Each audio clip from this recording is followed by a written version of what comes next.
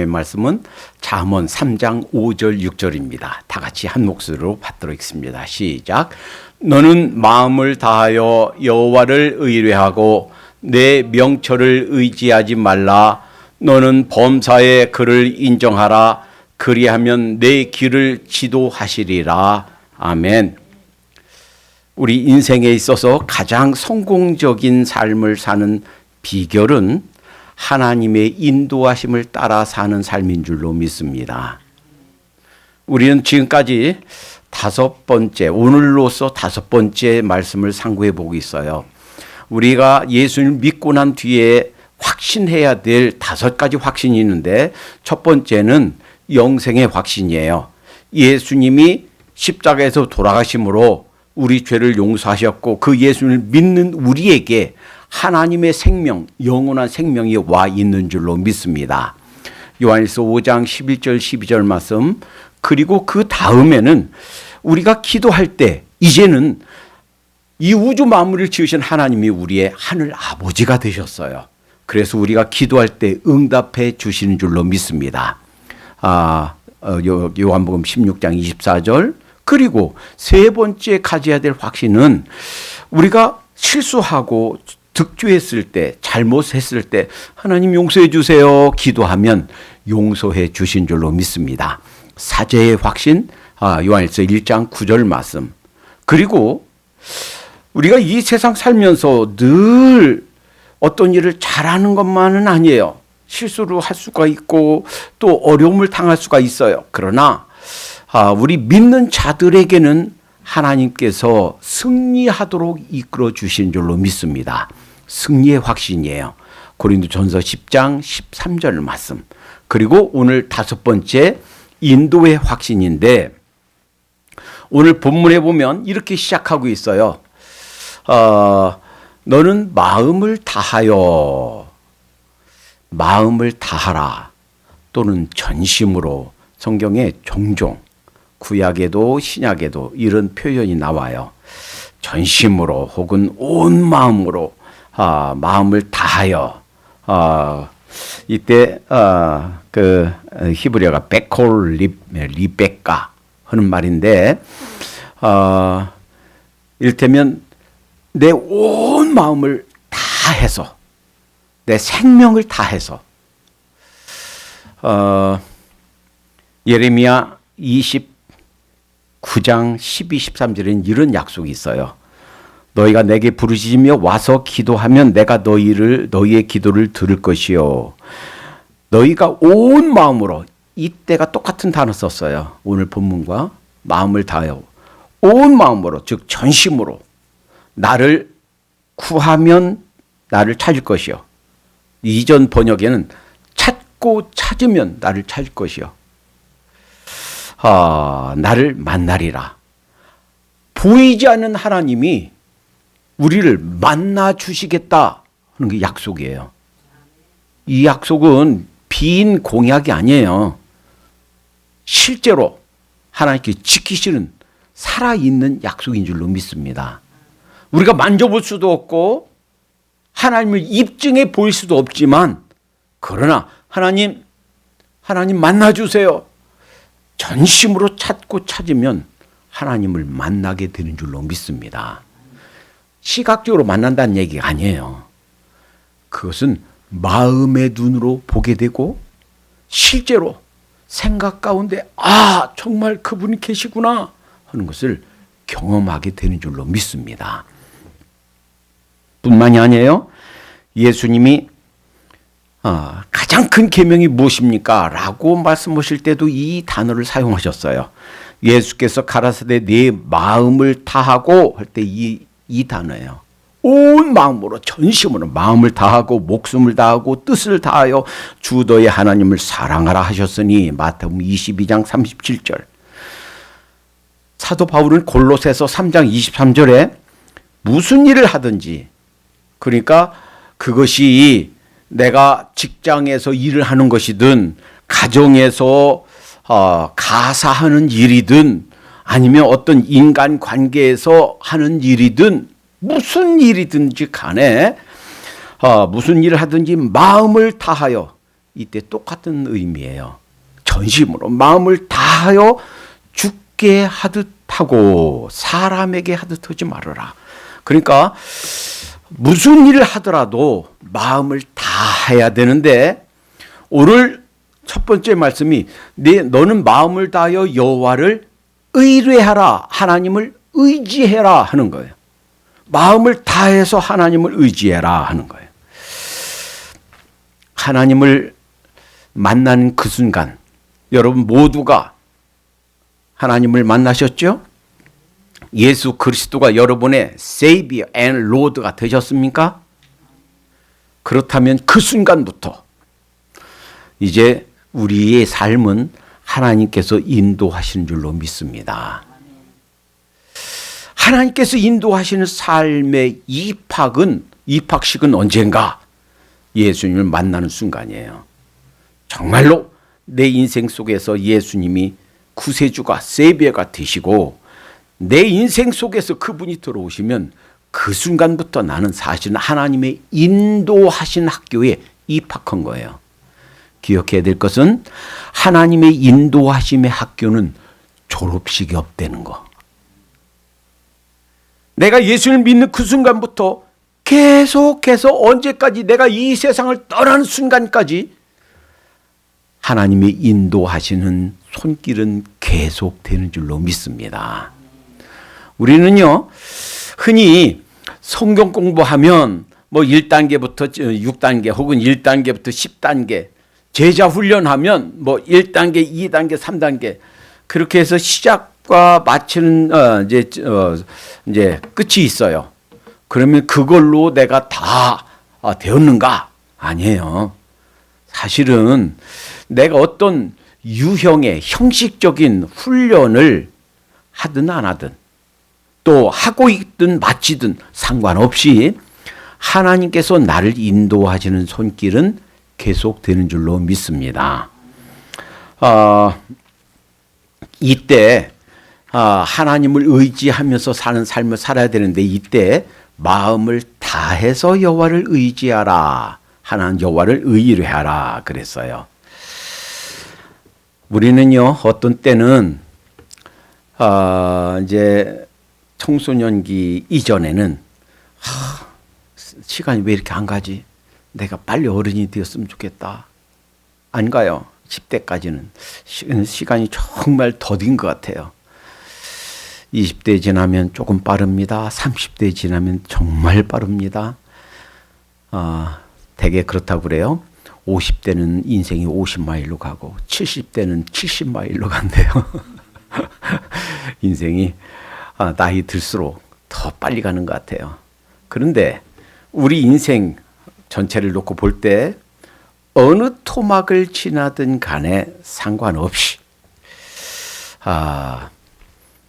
우리 인생이 그 토막을 딱 자르고 보면 어떤 때는 정말 하나님의 인도하심을 느끼고 기쁨과 승리 가운데 살고 있지만, 어떤 때는 마치 하나님이 나를 버리신 것 같고 하나님이 더 이상 나를 보호하지 않는 것 같고, 내가 마치 넌 크리스찬인 것처럼 하나님의 관심사에서 벗어난 것처럼 느낄 때가 있어요.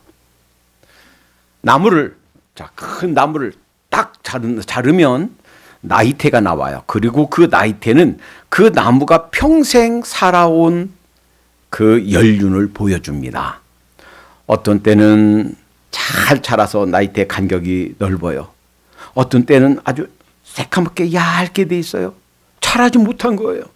겨울이라서 뭐 그 수분을 흡수하지 못하고 그 광합성 작용을 못하고, 그래서 나이테가 생겨요.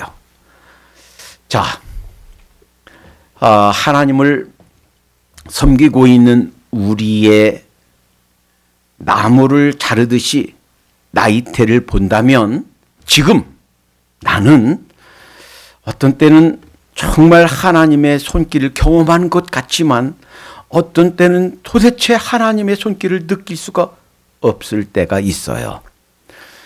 마음을 다해서 하나님을 의뢰한다 하는 것을 이해하기 위해서 다른 설명 다 그만두고 정말 마음을 다해서 하나님을 의뢰했던 사람의 인생을, 그 사람의 삶을 한번 살펴보겠습니다.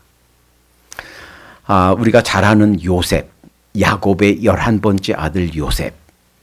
그가 언제부터 인생이 틀어지기 시작했는지는 정확하게 나와요. 17살이었어요. 그리고 그 인생이 틀어진 것이, 회복되는 것이 30살이었어요. 다윗은 정확하게 나이가 나오지 않습니다. 아마도 10대 후반일 거예요. 그러나 그 틀어지게 된 것이 회복된 나이는 나와요. 30세예요. 요셉과 다윗이 10대 후반에 인생이 틀어지기 시작해서 뭔가 빗나가고 뭔가 잘못된 것 같고, 내가 선 자리가 이 자리가 아닌 것 같은데 내가 왜 이런 일을 당해야 되는가 도대체 이해할 수 없을 것 같은데, 언제까지? 30세까지 이어졌어요. 자, 한번 생각해 보십시다. 그들의 인생을 나무를 자르듯이 딱 잘라서 23세 때 생각해 보십시다. 요셉이 17살에 그때까지 아버지 품속에서 아버지의 정말 최고의 사랑을 받으면서, 제 형이 10명이에요. 11번째 아들. 4명의 아내 중에서 가장 사랑하는 라헬의 첫 번째 아들로서 아버지의 사랑을 받으면서 곱게 하나님을 잘 섬기고 아버지께 순종하고, 자, 바르고 정직하게 잘 살았는데 어느 순간 형님들에게 인신매매 당했어요. 그래서 종살이 합니다. 17살이었으니까 23살이면 지금 몇 살이에요? 몇 년간이에요? 6년간이죠. 6년간. 생각해 보세요. 23살이면 인생의 가장 혈기충천하고 그리고 정말 중요한 시기예요. 우리나라로 치면, 지금 현대로 치면 이제 대학교 한 3학년, 4학년쯤 될 나이예요. 이제 남은 평생 내가 뭐 하고 살까? 이제 잡을 잡아야 되고 사회에 나갈 준비를 해야 될 시간이에요. 그런데 이제 고등학교 한 3학년, 4학년 시간, 그때부터 시작해서 계속 종살이 합니다. 아마 이 요셉의 생각이 어떻겠습니까? 이러다가 내 인생 이대로 끝나는 건 아닌가? 내가 지금까지 뭐를 하나님께 잘못했다고 내가 이러한 수모를 당하면서 살아야 되는가? 종들은 언제 목숨이 끊어질지 모릅니다. 그 주인이 어떻게 마음먹냐에 따라서 그냥 별것도 아닌 일로 언제 생명이 날아갈 수 있을지도 몰라요. 아버지 품속에서 그저 부족한 것이 없이 잘 살던 요셉. 그런데 말할 수 없는 고난 가운데 살고 있습니다. 종으로 살고 있습니다. 다윗 볼까요? 이 사무엘 선지자가 이새에게 네 아들 좀 데려와봐라. 하나님의 지시를 받아서 이새를 자 예배에 제사에 초대해서 자 불렀어요. 아들들을 가져와라, 데려와라 했더니 7명의 아들은 쭉 데려와서 섰는데, 막내는 아버지 생각하기에 걔는 뭐 사람 같지도 않고 너 큰일을 할 것 같지도 않고 너는 가서 양들이나 보고 있어. 양 지키고 있었어요. 7명 형들 그 축에 끼지도 못했어요. 이 사무엘이 한 명 한 명 지나는데 하나님의 감동이 없어요. 이상하다. 혹시 다른 아들은 없니? 하나가 말째가 있긴 있는데 8번째니까 사람 같지도 않고 그냥 어린 것이 하나 있어요. 데려와 봐라. 그런데 딱 오는데 벌써 하나님의 감동이 있어요. 그리고 가지고 갔던 양각의 뿔에다가 기름을 턱 붓고 안수기도 하고 마치 도망치듯이 사무엘 선지자가 사라져 버렸어요. 그리고 나서 이상한 일이 벌어집니다. 그 어린 소년이 그 큰 용사인 골리앗을 칼도 아닌 돌멩이 하나로, 조그만 돌멩이 하나로 무찌르고 이스라엘이 큰 승리를 안깁니다. 그러면 고맙다고 절해도 부족할 텐데, 그리고 나서 그 인생이 꼬이기 시작합니다. 사울 왕이 다윗을 죽이려고 끝없이 쫓아다닙니다. 나중에는 얼마나 곤고하고 얼마나 다급했든지 자기가 죽인 골리앗의 나라로 도망칩니다. 그러니까 사울 왕이 적어도 여기까지는 못 쫓아오겠지 하고 골리앗이 고향인 블레셋으로 도망가요. 나중에 그 왕이, 그 백성들이 알아차리고 우리 골리앗을 죽인 다윗이야. 그러니까 마치 침을 꽤 흘리고 바보인 것처럼 그렇게 위장을 해서 겨우 도망칩니다. 그런데 생각해 보세요. 이 요셉도 다윗도 이렇게 하지 않았어요. 내가 그냥 두지 않겠다. 복수하겠다. 내가 잘못한 것이 뭐가 있어? 나를 종으로 팔아버린 그 형님들 내가 반드시 내가 안갚음 해주겠다 라고 하고 그 칼을 빼들고 칼을 빼들고 탈출했다면 어떻게 됐겠습니까? 아버지 야곱과 그 동생과 그 형들 11명의 그 자식들, 자녀들 70여 명의 그 씨족, 자기 가솔들은 7년 환란 동안에 살아남지 못했을 겁니다. 그로부터 약 600년 뒤에 모세가 출애굽할 때 20세 이상 싸움에 들어갈 수 있는 장정들만 60여만 명, 그리고 20세 안 되는 어린이들, 노인들, 여성들까지 하면 대략 각 200여만 명이에요. 한 나라예요. 600여 년 뒤에 이 나라가 형성되지 못했을 겁니다.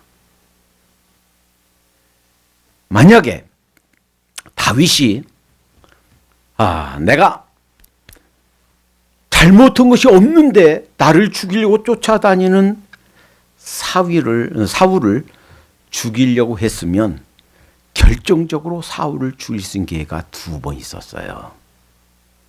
많은 사람들이, 주위의 사람들이 이것은 하나님께서 주신 기회입니다. 가까이 있는 장수가 내가 칼을 2번도 아니고 단칼에 죽이겠습니다. 그럴 아주 결정적인 기회가 2번 있었어요. 그러나 죽이지 않았습니다. 죽이지 말라고 그랬습니다. 그러니까 이 요셉이나 다윗이 가지고 있었던 생각은 지금 현재 내가 까닭 없이, 이유 없이 내가 왜 이 고난을 당하는지, 내가 왜 이 부당한 현실을 겪어야 되는지 이해하지 못하지만 확실한 것은 하나님께서 나와 함께 하시고 하나님께서 내 인생길을 인도하고 계시구나 하는 것을 믿은 줄로 믿습니다. 우리는 가끔 이해를 못해요. 내가 왜 지금 오늘 이런 모습인가? 내가 지금까지 모아놓은 것이 없어. 경제적으로 넉넉하지 못해. 내가 오늘 이 육체적인 질병 때문에 내가 왜 이 고난을 당하는가? 내가 하나님 앞에 무슨 죄를 지어서 이 벌을 받나? 이렇게 생각할 수가 있어요. 그러나 요셉이, 다윗이 하나님을 의지했던 모습을 보면 인생의 어느 토막, 어느 순간을 지나든 간에 내가 이해할 수 있는 환경이든 내가 이해할 수 없는 환경이든 그 현실을 받아들이고 수용하고 그곳에서도 그 순간에서 하나님이 나와 함께 하신다. 이 확신 가운데 감사하면서 산 줄로 믿습니다. 꼭 성공해야만, 돈이 많이 벌려야만, 내가 건강해야만, 모든 일이 순조롭게 가야만 감사할 수 있는 게 아니에요. 비록 내 몸이 고통스럽고 또 내가 마음대로 내 전사지 육체를 움직일 수가 없어도 감사할 수 있는 줄로 믿습니다. 아무리 버스 차비를 내려고 뒤져봐도 동전도 씨가 말랐어. 돈이 없어도 감사할 수 있는 줄로 믿습니다. 뭐 한다면 하나님이 날 인도하고 계시구나, 하나님이 나와 함께하고 계시구나, 하나님께서 내 인생을 지금도 이끌어 가고 계시구나 라고 믿는다면 감사할 수 있는 줄로 믿습니다. 그러니까 우리가 어떤 상황을 지나든지, 내가 처한 현실이 어떠하든지 하나님을 의지하고 하나님이 선하심을 믿고 하나님께 전적으로 의지하는 삶을 살도록 하십시다. 두 번째는 내 명철을 의지하지 말라 그랬어요. 여러분, 우리는요, 예수님 믿기 전 나의 삶과 예수님 믿고 난 후의 삶에 결정적인 차이점이 있어요. 그것은 예수 믿기 전에는 내 명철을 의지하고 살았어요. 에베소서 2장에 보면 이렇게 표현합니다. 전에는 우리도 다 그 가운데서 우리 육체의 욕심을 따라 지내며 육체와 마음이 원하는 것을 하여 다른 이들과 같이 본질상 진노의 자녀이었더니, 그러니까 불신자와 신자의 차이점, 내가 예수 믿기 전과 후의 차이점은, 그 전에는 내 명철에 의지해서 내 마음과 육체가 원하는 대로 살았어요. 이렇게 살면 되겠구나, 그래야 내가 나한테 좀 득이 되겠구나 해서 내 판단 따라 살아요. 그러나 그 뒤로는, 예수 믿고 난 뒤로는 내 생각은 이런데, 내 판단은 이런데 하나님께서 무엇을 원하십니까? 하나님께서 무엇을 기뻐하십니까? 하나님의 원하심을 따라 사는 것이 큰 차이점인 줄로 믿습니다. 갈라디아서 5장 16절 이렇게 말씀하시죠. 너희는 성령을 쫓아 행하라, 그리하면 육체의 욕심을 이루지 아니하리라. 예수 믿고 난 뒤에 내 인생의 BC와 AD의 그 차이점은, 그 전에는 육체의 욕심 따라 살았어요. 그러나 이제는 성령님께서 무엇을 원하시는가, 하나님께서 기뻐하신 바는 무엇인가, 이걸 따라 사는 것인 줄로 믿습니다. 제일 잘 이해할 수 있는 것은 또 자기 명철을 의지했던 사람의 삶이 어떤가 보면 돼요. 요나란 사람은 하나님의 말씀을 맡은 사람이었습니다. 요나서 1장 2절에 보면 하나님의 말씀이 임했어요. 너는 저 큰 성 니느웨에 가서 내가 이런 것을 선포해라. 그러면 선포해야 되겠죠. 그런데 선포하기가 싫었어요. 순종하기가 싫었어요. 왜? 우리나라에 어려움을 주었던, 우리나라를 침략해서 물건을 빼앗아오고 사람을 죽이고 사람을 잡아갔던 원수의 나라인데, 그들이 예수님을 믿어서 구원받는다, 그들이 하나님을 믿어서 하나님의 용서를 받는다, 싫다는 거예요. 그래서 니느웨로 가지 않고 반대쪽 다시스로 가려고 요바로 내려갔더니, 요바는 항구예요. 항구 내려갔더니 마침 다시스로 가는 배가 있는 거예요. 그래서 선가를 주고, 즉 뱃삭을 내고 그 배에 올랐어요. 그 다음에는 여러분 다 아시기 때문에 생략할게요. 이 요나의 삶은 자기 명철을 의지했던, 자기 판단을, 자기 생각을 따랐던 삶이었어요. 그럼 어떻게 됐나요? 하나님께서 대풍을 보내셨다 그랬어요. 가끔 우리 인생에 대풍, 즉 바람이, 폭풍이 불어칩니다. 우리는 때로는 우리의 불순종으로, 우리의 실수로, 잘못된 선택으로 폭풍이 오기도 하지만 사실은 그것과 상관없이 폭풍이 오기도 해요. 자, 요나의 경우에는 자기 명철을 의지하고 자기 생각을 의지하고 살았던 하나님께 불순종한 것 때문에 온 대풍이에요. 할 수만 있으면 이 선장이 그냥 배를 어떻게 해서라도 잘 저어가려고 노력했습니다. 그러나 하나님께서 보내시는 폭풍은 우리 인간의 힘으로 해결할 수가 없는 폭풍이었습니다. 어떻게 됐나요? 배를 가볍게 하려고 거기에 있는 짐들을 다 보냈어요. 다 바다로 던져버렸어요. 거기에는 별의별, 대개는 이런 장사꾼, 큰 짐들을 가지고 이쪽에서 옮겨서 저쪽에서 팔아야 큰 돈을 모으죠. 이런 장사꾼들이 많이 탔지요.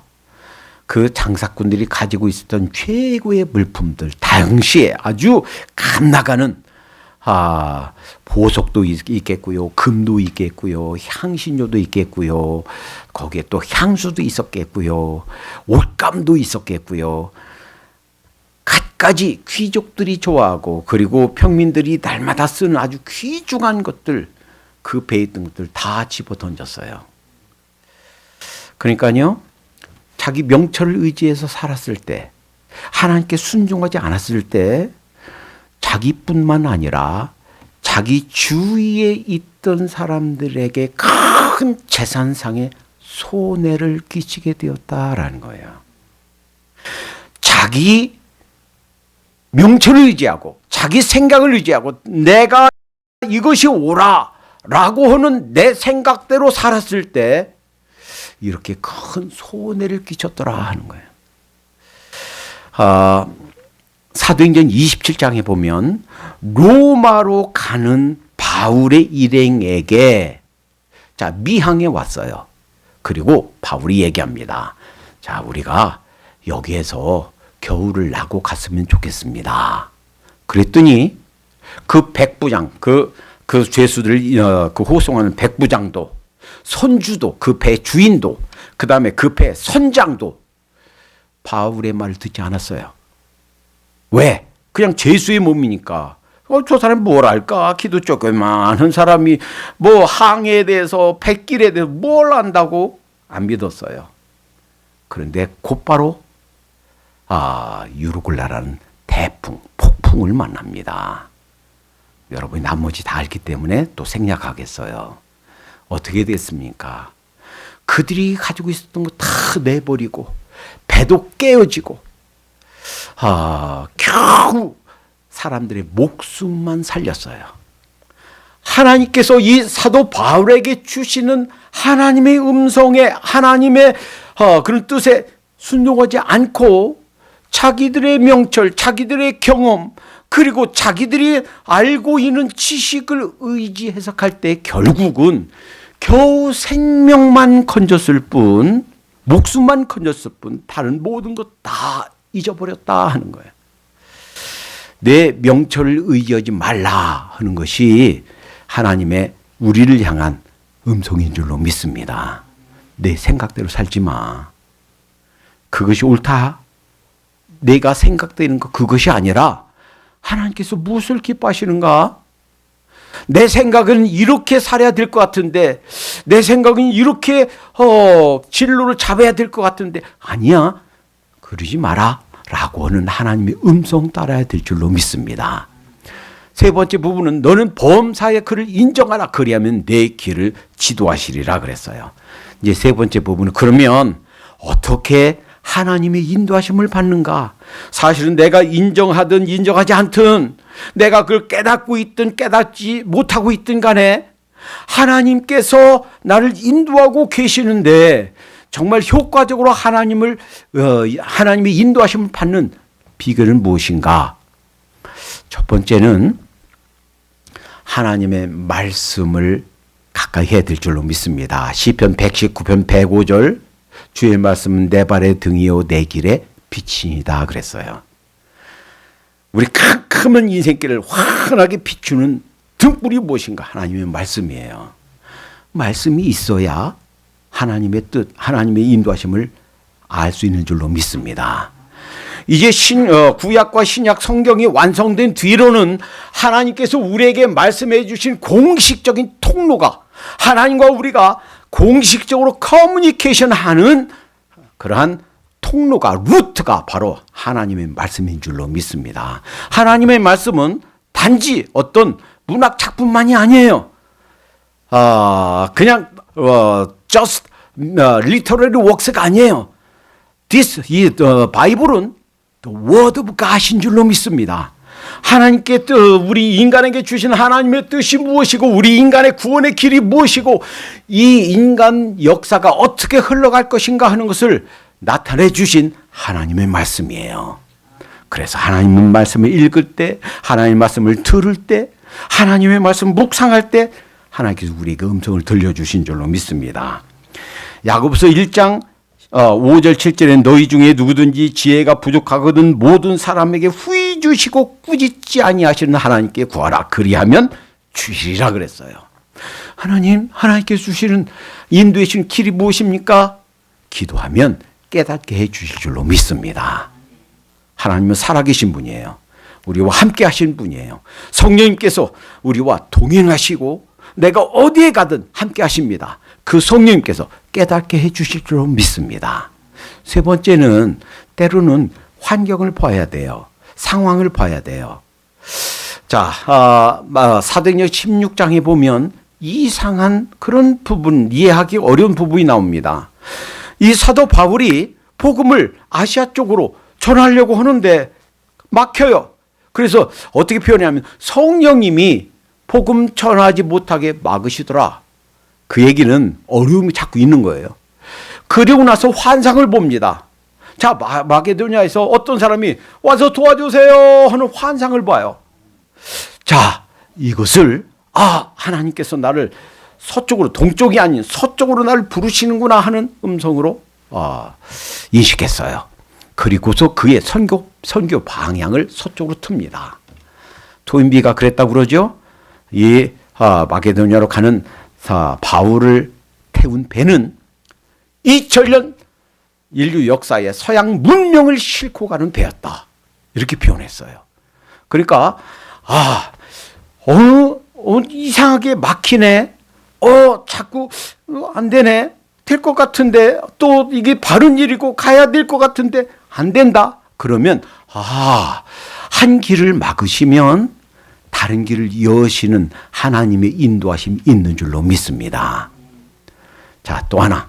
첫 번째는 말씀, 두 번째는 기도, 그 다음엔 여러 환경을 살펴야 된다고 그랬죠? 결정적으로 또 하나.